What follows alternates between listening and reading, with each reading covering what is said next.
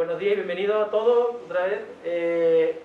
Lo que decía, ¿no? Me parece que es una oportunidad estupenda para acercarnos desde el arte a esta realidad, ¿no? Hay una realidad de la diversidad de Málaga, que nosotros hemos elegido de manera intuitiva eligiendo estas tres comunidades, territorios. Siempre queremos hablar de comunidad ligada a su espacio físico, para descubrir la diversidad en Málaga, ¿no? Entonces, pues, tenemos la Palma de Palmilla, los Asperones y el Palo como barrios que tienen una identidad propia muy marcada, ¿no? Sí. Antes de seguir, pues, creo que es importante, pues, presentarnos. Tenemos aquí a Jesús Arriba, que viene de presentación de la Palma de Palmilla, el promotor del Banco Bueno, la Casa de la Buena Vida, que son instituciones en la Palma de Palmilla. Viene acompañado con Carmen y con María, que son estudiantes de la UMA, ¿no? Que están haciendo prácticas también allí con él. Por otro lado viene José Francisco Gómez Heredia, que conocido también como Bruce Lee, de los Asperones, vecino de los Asperones, y el primer asperonero que llega a la Universidad de Málaga, ¿vale? Yo creo que es una referencia súper importante para el barrio y para Málaga entera. Viene acompañado con su compañero Luis, que también trabaja educación social. Y por aquí tenemos a Paco Leal, vicepresidente de la Asociación de Vecinos del Palo, y Francisco Valentín, que es también socio de la asociación y que está haciendo una labor súper interesante de digitalización de fotografía histórica del Palo, de cómo se ha constituido como barrio. Por aquí tenemos también a Manuel Girabel y Susana Moreno, que son estudiantes de Bellas Artes y miembros del equipo de Artefactos. Yo soy Eugenio y estoy encantado de tenerlo aquí. Además de todo el equipo que tenemos por detrás de las cámaras, también a los que estamos inmensamente agradecidos. Somos muchos, no voy a presentar a todos, pero gracias. ¿Vale? Quizás podemos empezar con la primera pregunta. Susana, te doy un poco la mano a ti. Bueno, pues para empezar, ¿cómo podríais definir vuestro barrio en una frase? Un barrio que tiene muchas necesidades, pero un barrio muy especial, con mucho carisma y que hace falta la ayuda real. Si seguimos por donde queráis, no sé. Bueno, por pues el Palo, yo soy Paco Leal, como bien se ha dicho. La definición del barrio del Palo es muy plural, porque el Palo es un barrio donde alberga o viven las clases dominantes de la ciudad, las más potencialmente económicamente, las más fuertes, y a la vez los más pobres. Entonces, José igual nos puede también contar de los Asperones. Yo lo definiría como el barrio de los muros invisibles, ¿no? Creo que hay una especie de muro en común al barrio, ¿no? Sí, bueno, yo creo que esos muros son importantes también. La verdad que algunos son invisibles y a nivel mental o de prejuicio, pero otros son muy físicos, ¿no? Sí, bueno. ¿Dónde está ubicado? Cuéntanos un poco, tú que estás allí todo. Pues ya ves, estamos al lado del cementerio, de lo que antes era la perrera, al lado del vertedero, o sea que muy particular, ¿no? Y encima todo, la población 100% gitana, bueno, los gitanos al lado de la mierda, que es muy... Sí. Que eso está... Entonces, parece que está... Sí, yo con tu permiso añadiría la frase de muro invisible y visible, ¿no? Como no tan invisible, porque está rodeado totalmente. Y creado institucionalmente, es decir, son las instituciones las que lo crean, no son gente que haya vivido, o sea, el barrio tiene 30 años y siempre, en plan, son gente de diferentes barrios, de diferentes zonas, que los meten allí, engañándolos, ¿no? Vaya hasta aquí 3 años, 5 años, ¿no? Y llevamos 30 y tantos. Claro, pensás que Miguel Ángel López Melero, que es catedrático de didáctica, decía que, claro, los Asperones está colocado donde la ciudad pierde su nombre, porque si hubiera una posibilidad de llevarlo más lejos, estaría más lejos, ¿no? Pero la Palmilla tiene esa esencia también, y el Palo nace también un poco ahí, ¿no? Como en el límite, ¿no? El Palo no es que no tenga nada que ver, tiene sus problemas que son iguales a los de la Palmilla y los de los Asperones. Pero además de los muros estos que a lo que yo me he referido, que son los bloques de la clase media, en los años 80 se implantó un muro físico donde el barrio, bueno, una parte del barrio, lo que hemos estado siempre de alguna manera demandando justicia social. Entonces había una calle y cortaron la calle, o sea, dividieron el barrio para que las clases populares no se juntaran con las estas que yo me he referido en principio, ¿no? Y pusieron los muros. ¿En qué calle era eso? ¿Tú lo Este recuerdas? era en el 83. ¿no? Que son muros simbólicos que a veces no son tan visibles, pero otras veces se evidencian de una manera terrible, ¿no? Volviendo un poco sobre el tema de las peroneas, hemos hablado mucho de allí, yo también estuve haciendo otro proyecto previamente antes, y se hablaba de eso, de que está rodeado de lugares de desperdicio, ¿no? De desecho, y a veces se trata de esa población como una población que sobra, que no se estima dentro de la... No se entiende en los tiempos que estamos que haya todavía esta barriada y esa gente allá acumulada, que no el Estado no le dé unas casas adecuadas, no se entiende. Eso todavía no se entiende, pero verdaderamente es que hay unas castas y hay una gente que somos invisibles, por decirlo así. Es decir, yo no vivo en Las Perones, pero soy invisible. Mi trabajo se nota en Málaga, después de 20 años me han mandado una subvención, he tenido que pagar 20 años de condena para que me den una subvención. Es decir, somos invisibles totalmente. Quizás porque seamos morenos, quizás porque seamos gitanos, no se entiende, pero hay unas castas que somos invisibles. Quizás muchas veces me he preguntado, si fuera rubio con los ojos azules y viviera en otro lado, me fueran dado muchos premios y quizás me fueran dado todas las ayudas necesarias. Yo creo que estamos todos de acuerdo en que hay responsabilidades, ¿no? Hay detrás de esa situación. No, yo en relación con la pregunta, ¿no? Así completando, yo creo que cada uno en vuestro contexto habéis dicho muros, ¿no? Tú has dicho muros, tú has dicho necesidad como real, pero que es invisible hacia los demás. Sí. Él ha dicho muros que realmente son, tú has dicho invisibles, pero son visibles también. Son simbólicos Son más simbólicos. que que imposibles de pasar, pero están ahí, ¿no?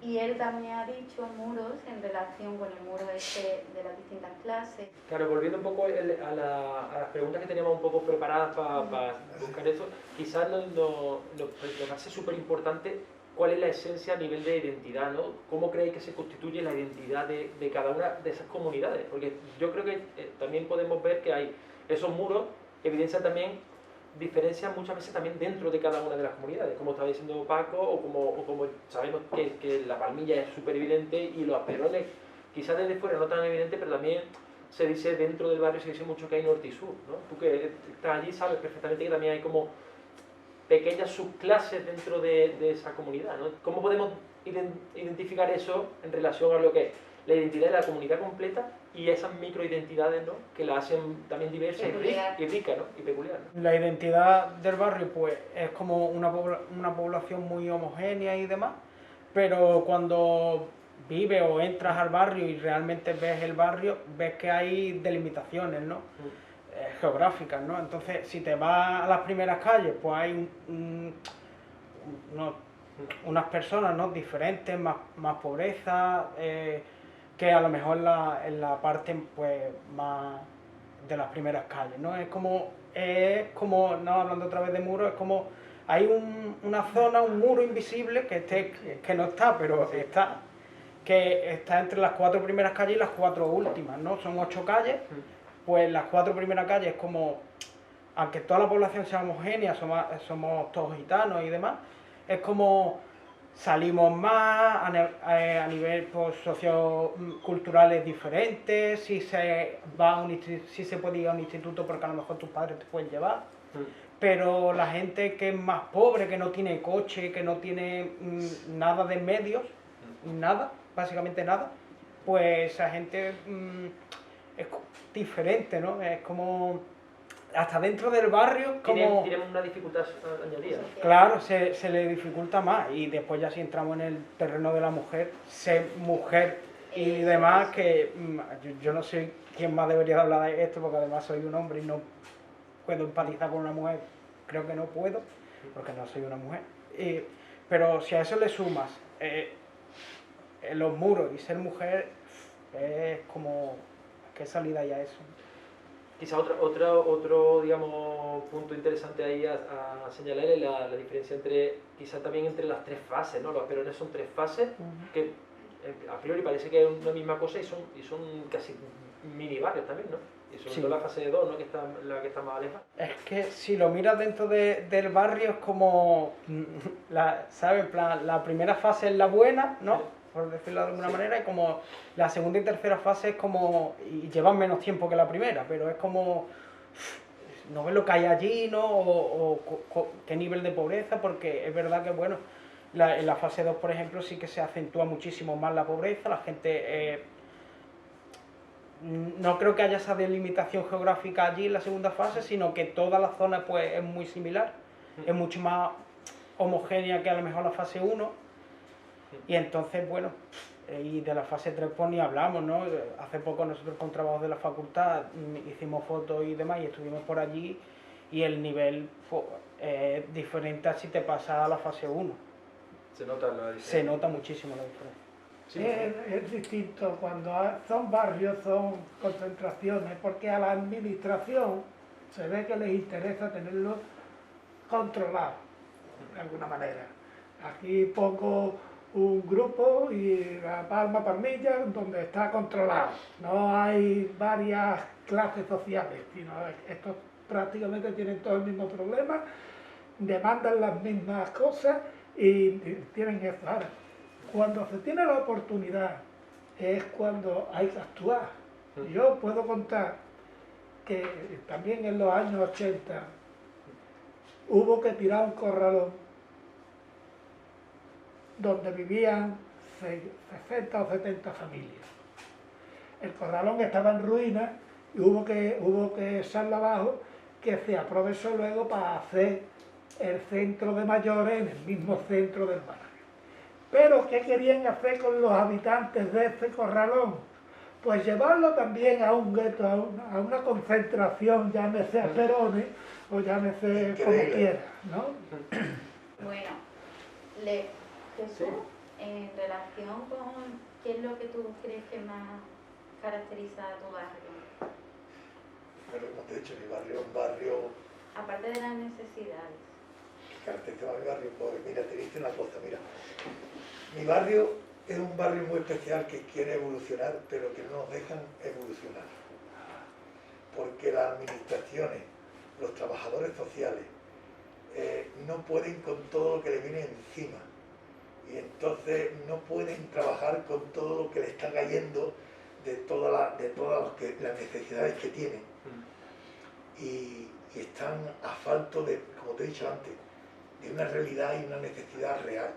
Entonces no puede, entonces el barrio está clamando que ayuda, derecho, está clamando que podamos tener trabajo, podamos tener muchas cosas que necesitamos.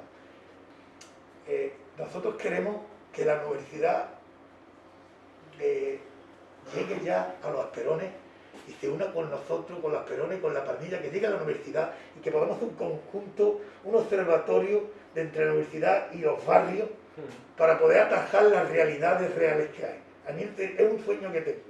Los barrios como nosotros y barrios como El Palo, necesitamos que gente como vosotros nos dé visibilidad y podamos hacer conjuntamente algo dentro de los barrios.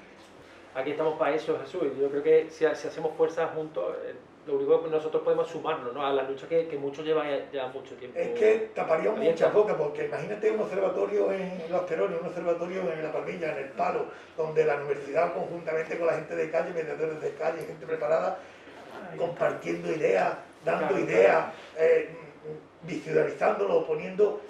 Es que sería una tertulia guapa y unas cosas que podíamos hacer en condiciones que la gente vería las necesidades reales, porque es que no es normal, porque los que estamos atrapados en estos barrios como él y como nosotros y como estos, nos sentimos que luchamos contra mar y no paramos, siempre la marea nos lleva al mismo sitio, tío. Pues piensa que nosotros, bueno, el equipo de Artefacto, dentro de Artefacto Social quería hacer ese un dispositivo de disrupción dentro de los barrios. Y entre los estudiantes al final se decidió que el proyecto se tenía que llamar Nos falta calle. Es como desde la universidad falta calle. lo que Está muy reclamamos es volver a la Está muy calle. bien, O sea, yo está creo muy que, bien, entonces está muy me bien. parece que es muy interesante también ver la visión, la perspectiva de las estudiantes de criminología, por ejemplo, Carmen y María, Claro, que están claro. trabajando contigo, que nos cuenten Te voy a cuál es su contar, impresión. entre ellas te voy a contar algo. Es decir, simple hecho de que ellas piden las prácticas, el Palma Palmilla, algunos padres han dicho, ¿has perdido la cabeza? Claro que sí. ¿Y Es dónde decir, van a ¿has aprender? perdido la cabeza para irte a la Palmilla? Porque algunos estudiantes me lo han dicho, ¿cómo tenemos que ir vestidas? Nos roban los coches. Mira, he aparcado el coche, pero digo, ¿pero cómo ha aparcado el coche Puede aparcar aquí en la fuera. Rosaleda? Vete para acá, que no pasa nada, que aquí me han dicho que las ruedas las quitan. Digo, increíble los conceptos a veces, Sí, las sí. barreras mentales que tenemos. Prejuicio. De Los prejuicio. prejuicios que montamos. Bueno, que te cuenten ellas lo que, Sí, por favor. porque son ellas.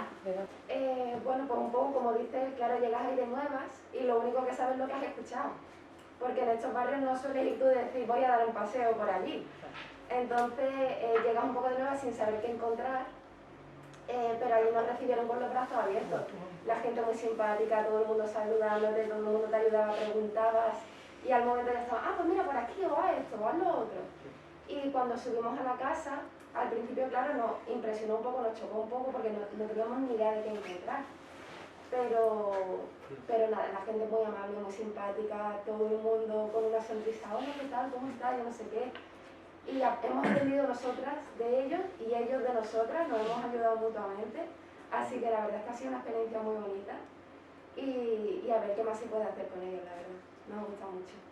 Pues Yo, dale. al igual que mi compañera, creo que es necesario, por lo menos, vivir desde dentro lo que pasa en esos barrios si no perteneces de allí o no sabes muy bien, solo sabes lo que escuchas desde fuera.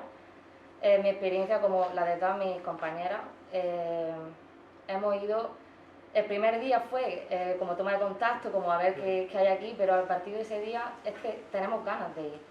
Claro. Porque hay tanta necesidad, la gente allí nos abre las puertas, son pues simpáticos, tienen ganas de aprender, tienen ganas de que le ayuden. Y desgraciadamente no encuentran tanta ayuda como quieren. Entonces, nosotras estábamos allí un poco perdidas porque al principio llega y dices, bueno, ¿qué hago yo? Porque encima nosotras somos de práctica, simplemente con hablar con ellos, que te cuenten su historia, que se abran contigo, que les des 2 consejos que todo el mundo a lo mejor saben, pero ellos necesitan oírlo, le hace un mundo. Para nosotros era muy importante también la idea de llegar a cualquier sitio escuchando, ¿no? Y cuando quieres escuchar te das cuenta también de la necesidad que hay de ser escuchado. En cualquier barrio que queda un poco apartado, llega y en cuanto despierta la confianza, que a priori muchas veces no es tan fácil, porque hay como esa sensación de a ver a qué vienen personas de fuera a un sitio donde no se viene, ¿no? Y eso son los estigmas y los prejuicios. De repente conectas con las personas y hay una necesidad muy importante, ¿no? de ser escuchado, de que mi necesidad, mi ilusión, no solo lo malo, sino también lo bueno. Y no hace falta hacer ninguna pregunta, todo el mundo tiene la necesidad de contar algo. Exactamente. En relación, yo quería, bueno, ya terminando por ello así, ¿no? Porque me parece súper importante y el CASTE 22 habla de interacciones culturales. Yo desde nuestro grupo, desde la perspectiva, cuando nos metimos en el barrio, vimos la gran riqueza que tenéis también a nivel de todas las culturas que tenéis, la Sí. integración de culturas. Pues sí, la verdad que es un barrio muy peculiar porque vivimos muchas culturas, nos tenían que dar un premio por la convivencia multicultural. Exacto. Es decir, es un barrio multicultural, a mí me encanta porque la cultura es riqueza, la historia todos juntos la formamos. Es precioso, ¿no? Ver la noche, cómo están allí todas las culturas, sus comidas típicas, sus té, el flamenco, es decir, hay una Con riqueza. Papa Bulería, que también está bien. Y la verdad que es una riqueza increíble, y la convivencia muy buena sin tener la ayuda. Yo, por ejemplo, hice un proyecto que me premiaron, que hizo un gimnasio. Sí, lo conocemos. Claro, y el gimnasio, pues, empezaba a venir allí la gente cuando llegaba allí, pues, era como su casa. Y entonces, ahí hicimos un tema de reinserción de las culturas que la gente se lo esperaba, ¿no? Y yo fui uno de los pioneros ahí en Palo de Hormilla que integremos las culturas, todos somos iguales. Hay un término que me parece que es importante también en esta mesa que digamos que tomamos conciencia, que cuando yo digamos, entendí la diferencia me pareció importantísimo, ¿no? Es la diferencia entre integrar e incluir, ¿vale? Cuando todo el mundo hablamos de integrar y pedimos a los otros que se integren. ¿Integrar qué es? Que todo el mundo se sume a la corriente hegemónica, ¿no? Al poder, a lo que esas clases dominantes que estabais hablando. Bueno. Es como todo el mundo tiene que ser normal según lo que dice que es normal el poderoso. El alcalde lo dice mucho. Pues daos cuenta que es muy diferente. El alcalde lo dice mucho. Eso, de estudiar y estar bien y formarse. Y yo, pero ¿cómo? Eso está muy bien, si la formación, mira, qué alegría, pero no ha podido. ¿Cómo vamos? Perdóname, Zumán, pero es que tengo que decirlo. Sí. El alcalde es el típico tío que dice formación, la educación, y tenía que venir usted a la corriente esta que donde estamos. Yo digo, ¿viste? Si uno no tiene para el coche, ni uno tiene para desayunar, ni uno tiene para abrigarse, ¿cómo se va a sumar esta corriente? ¿Cómo se va a construir? ¿Cómo se va a formar? Eso. Totalmente. Paco, no, yo simplemente es que le he preguntado al compañero de los Asperones, cuando lo he visto, estaba dialogando con él, ¿qué tanto por ciento de estudiantes universitarios hay en los Asperones? Y me has contestado. Uno. Él. O sea, en todos los Asperones, el único que está cualificado para ir inteligentemente, posiblemente la criatura no sepa ni leer, pero está allí relegado y me dice 1%. Entonces es que en el barrio tal son más inteligentes que en los Asperones. Algo falla. Y entonces ahí es donde yo quería insistir. Y es importantísimo la formación.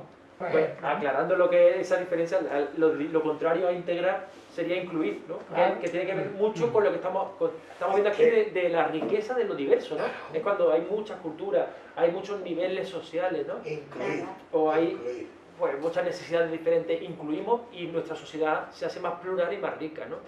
Yo creo que quizás ellos dos son estudiantes de educación social, a lo mejor ahí nos podéis dar también alguna pincelada, ¿no? Claro. A ver, yo creo que en relación con el colegio, la escuela, ¿no? Y el sistema educativo, ¿no? Como hablamos de incluir, es importante que la escuela incluya, ¿no? La escuela es la casa del conocimiento. La casa del conocimiento tú tienes que incluir a todo el mundo. Si tú creas a un alumno único,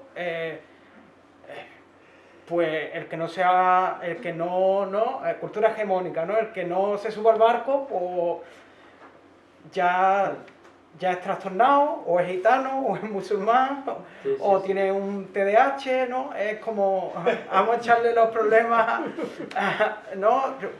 Porque... ¿Cómo se cambia eso, José?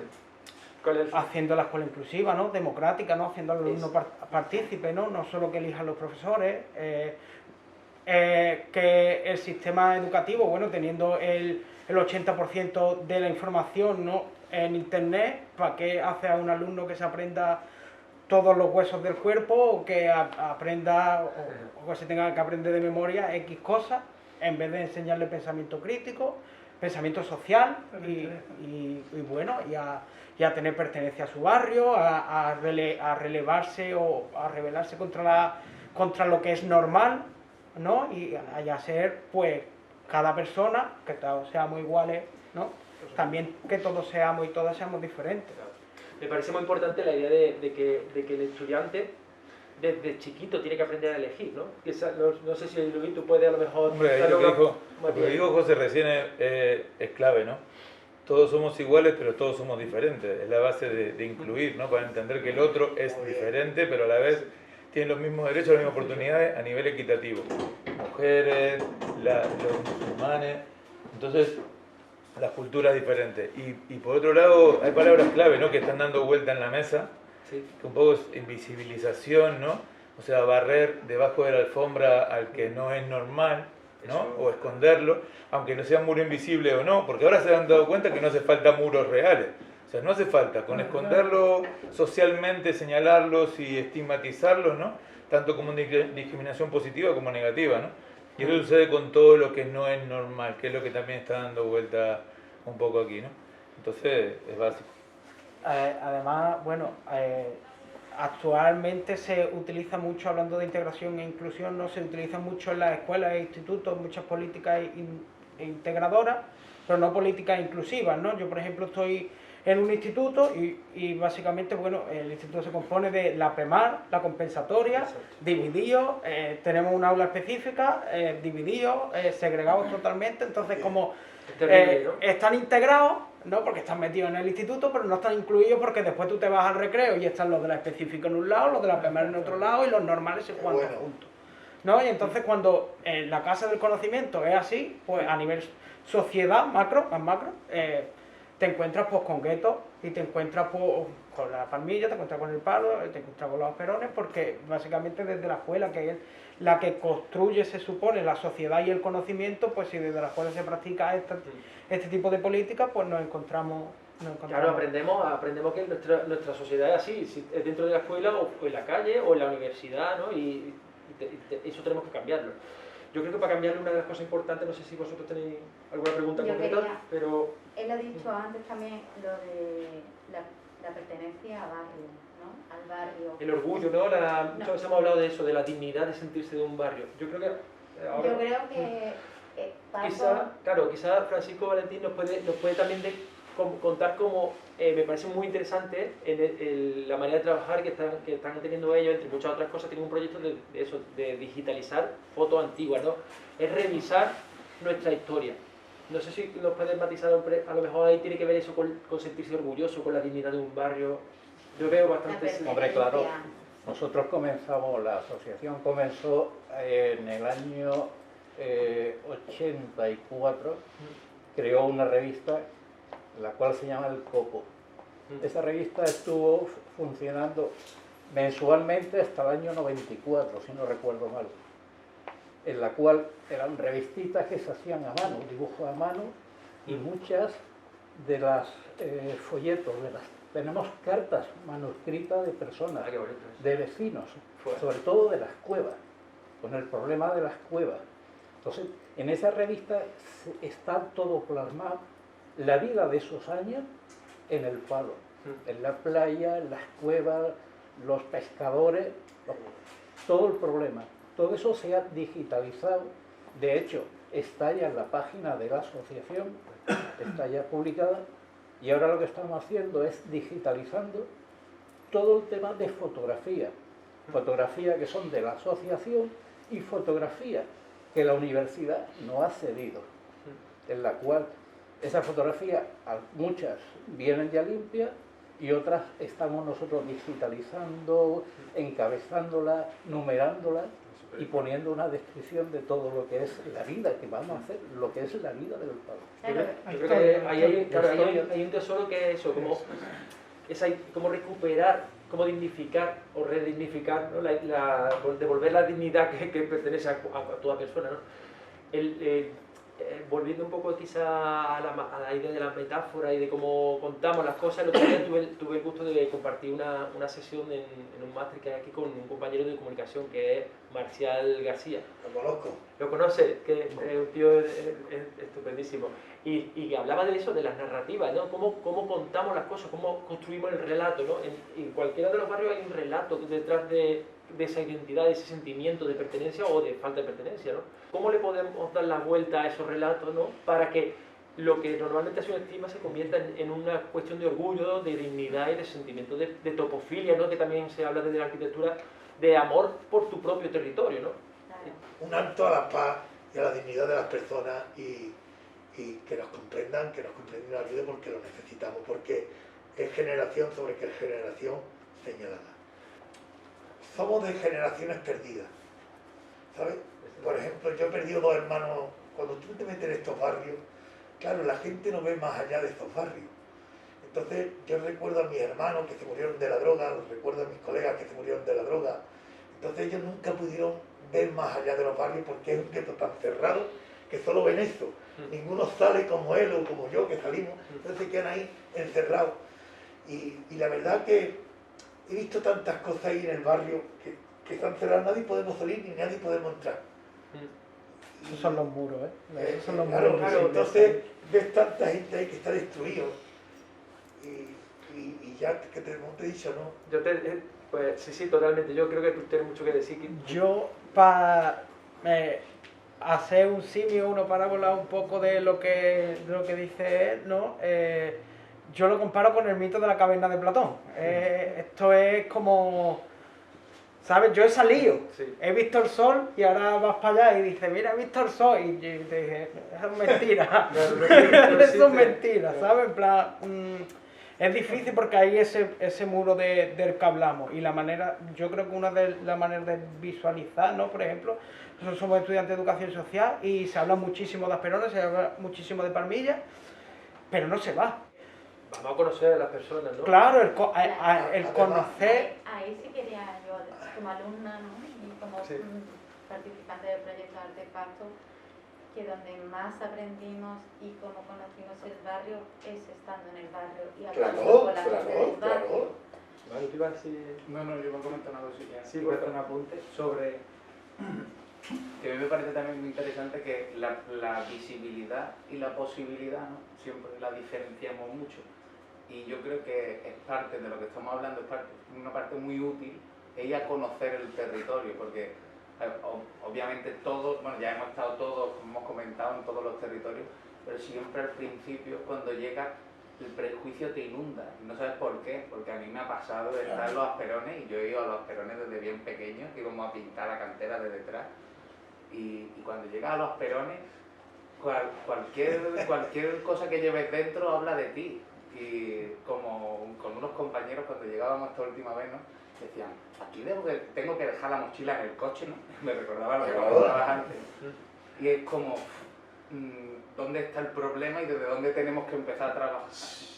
Y creo que también va un poco en las posibilidades, por eso decía lo de visibilizar y las posibilidades, ¿no? Que en cada uno creo que está también ese ejercicio de transformación. Obviamente juegan territorios como los Asperones o la Palmilla con el hándicap de que están aislados, ¿no? De parte de la sociedad, como creando esa brecha, ¿no? Y me parece interesante también hablar de esto porque justo ayer, ¿no? Haciendo una entrevista, hablábamos también de esto, ¿no? De cómo la descentralización, cómo los intereses políticos y muchos aspectos hacen que se vayan echando al ciudadano de a pie, del centro, del Soho de Málaga, y cómo lo llevan al extrarradio. ¿Para qué? Para que el turista no vea eso, y que pueda ser el turista el que sea al final parte de Málaga, ¿no? Sin ser un malagueño. Mira, yo voy a contar una anécdota porque es que cuando nos fijamos en cualquier sitio, cualquier proyecto, no vemos nada más que lo superficial. No nos interesamos en estudiar el fondo de la cuestión. Os voy a contar una anécdota que me pasó a mí, pero que pone de relieve lo que estamos hablando. Yo recibo a un representante en una determinada ocasión, tenía una tiendecilla de pero en fin, lo recibo, y me dice, despáchame pronto, porque me he dejado el coche en una calle que no me fío. Había visto 4 grupitos, digo, sí. ¿Y qué calle es? Pues en la calle me he fijado. Practicante Fernández Arcolea, digo, pues ya te he despasado, ya te puedes ir. ¿Por qué? Digo, porque ahí es donde yo vivo. Y todavía que yo sepa, no han matado a nadie, no han robado a nadie. O sea que él vio superficialmente lo que había. Pero como no se centró en ver el fondo de la cuestión, o sea que fíjate hasta dónde llega la cosa. Pero es interesante de que las cuestiones no es lo que se ve, que muchas veces la realidad es otra muy distinta. Pasa con las personas, con los grupos, con los pueblos. Pero un pequeño punto que yo creo que también me parece interesante, que es que creo que también, con esto que decía del ejercicio que tenemos que hacer cada uno, muchas veces, no sé si lo recordáis, cuando hablábamos con los vecinos, y sobre todo los Asperones, me llamó mucho la atención que ellos se aceptaban como parte del problema, ¿sabes? Ellos decían, no, es que yo no puedo salirme porque yo soy de aquí, de los Asperones, porque tal, pero claro, hacía yo el ejercicio de empatizar y también decía, a ver, no, puedes salir, pero claro, hay que estar allí para entender por qué no, ¿no? Porque el día a día, bueno, creo que aquí José nos podrá hablar mejor. Claro, José, yo creo que a mí respecto a lo que dice Manu, yo creo que es muy interesante pensar en la salida como un relevo generacional que tiene que ver con el cambio de esa narrativa y de ese relato que construimos entre todos. Y me parece muy importante también, perdona con este término, que gente como tú tiene que hacer por promover esto, tanto en el colegio de los Asperones como... Porque las nuevas generaciones, como dice Eugenio, somos los que tenemos que abrir los ojos a las que vienen. Entonces, voy a intentar hacerlo como humorístico, ¿no? Pero la realidad no es ser futbolista el día de mañana, ¿no? Y allí es una gran realidad. Bueno, entonces, yo creo que en cualquier colegio pregunta y te dicen lo mismo, ¿no? Claro, hay un trabajo grande de concienciación. Yo el otro día lo hablaba con unas compañeras, ¿no?, acerca del hecho de ser futbolista, y decían que ya los niños no quieren ser futbolistas, sino que quieren ser streamers de Twitch, youtubers y toda esta movida, ¿no? Yo le dije que bueno, eso es su barrio, en el mío quieren seguir siendo futbolistas. Bueno, hay mucha variedad, hay algunos que quieren mucha variedad, pero el problema de los Asperones, que es como tú has dicho antes, de que los Asperones, igual que la Palmilla, ¿no? Para reinsertar a estas personas tiene que haber un trabajo. Nadie quiere vivir allí, ni nadie, todo el mundo quiere evolucionar y cambiar, pero tenemos que darle las armas y las necesidades y las herramientas para que puedan salir. Es decir, tú quieres, como digo, este hombre que metía en el bloque, trabajar con una familia, puesto de trabajo, mirarlos, formarlos, y después te ven en un edificio donde no está todo el gremio. Y yo he pensado, ¿no? Quizás en mi tesis mía, un bloque tal, lleva una familia que se han trabajado con ellos, reinsertarlo verdaderamente y quitamos esta parte de los Asperones, pero un trabajo previo con esa familia, igual que en la Palmilla, que en los Asperones, que en las Catañetas. Yo creo que debemos de ir concluyendo un poco para sacarnos un poco la... Yo quería hacer un inciso sobre lo que ha dicho él, lo que estaba también hablando él, ¿no? Bueno, nosotros aquí en la carrera y demás estudiando hay un concepto que se llama determinismo social, ¿no? Y que yo creo que es lo que pasa, ¿no?, cuando en los Asperones se dice que no puedo salir del barrio, ¿no? El contexto te determina, el código postal también, ¿no? Cuando tú naces, ¿no?, y tu código postal es 29010, calle Patio Tiento, en los Asperones, Málaga, ¿no?, o lo que sea, pues básicamente cuando los medios de comunicación, las noticias de los medios de comunicación que te llegan son plantación de marihuana, han metido a este preso, han matado aquí y no sale nada positivo en el barrio, tú te crees parte del problema, ¿no? Entonces, cuando todo el mundo te está diciendo, te están enseñando cosas malas del barrio y el determinismo social existente y demás, tú te crees parte del problema y crees que no vas a poder salir de ese barrio y de ese problema, y hasta al final crea una generación detrás de otra. En mi barrio ya hay 5 generaciones por lo menos que se retroalimentan, porque ¿cómo vamos a salir de aquí si esto es lo que nos ha tocado vivir desde que nacemos? Tú ya estás en la barriguita y tú dices, yo soy chatarrero, mi hijo va a ser chatarrero, mi nieto es chatarrero y mi bisnieto también. ¿Cómo lo cambiamos, José? ¿Cómo cambiamos esa retroalimentación? Eso es cómo nosotros, desde Artefacto Social, podemos hacer, aunque sea un mínimo impulso, por cambiar esa inercia, ¿no? Y te digo, yo pienso que el primer paso, y no es poco importante, tiene que ver con lo que señalaba Manu antes, es borrar el prejuicio, o lo que tú decías de las estudiantes, ¿no? Que en cuanto realmente conoces a las personas, conectas con sus problemas y también con sus ilusiones, con su voluntad y su capacidad de resiliencia, ¿no? De salir del problema y seguir adelante, ahí empezamos a hacer una labor muy importante que tiene que ver más con la parte de fuera que con los propios del barrio, ¿no? Es como, vamos a quitarnos esas mentiras que no nos dejan ver la realidad. Pero luego hay que seguir trabajando con hechos, ¿no? Tiene que ver con las narrativas. Herramientas, con hechos, educación, las mismas. Es que tenemos esos niños, por ejemplo, formación, ayudarle, porque esos niños carecen de muchas necesidades, esos jóvenes. Entonces, empoderarlos, formarlos, para que puedan tener las mismas herramientas que quizás tienen la gran mayoría de personas. Sino que no podemos luchar con las mismas herramientas. No tenemos herramientas. Yo creo que, bueno, uno de los grandes problemas que tenemos a nivel política, ¿no? Las políticas neoliberales que se centran mucho en el individuo, en cambiar al individuo. Yo no creo que haya que cambiar a la persona, al individuo. Creo que hay que cambiar la parte de arriba, ¿no? Porque, bueno, en el caso de los Asperones y la Palmilla también, y en la mayoría de los barrios, lo hemos estado hablando antes al inicio de esto, ¿no? Que son creados por las instituciones, y ¿cómo vamos a cambiar? ¿No? Tú dices, no, yo he entrado al barrio y me he quitado el prejuicio. Yo he entrado al barrio y me he quitado el prejuicio. Yo he entrado al barrio y me he quitado el prejuicio. El prejuicio es algo institucional.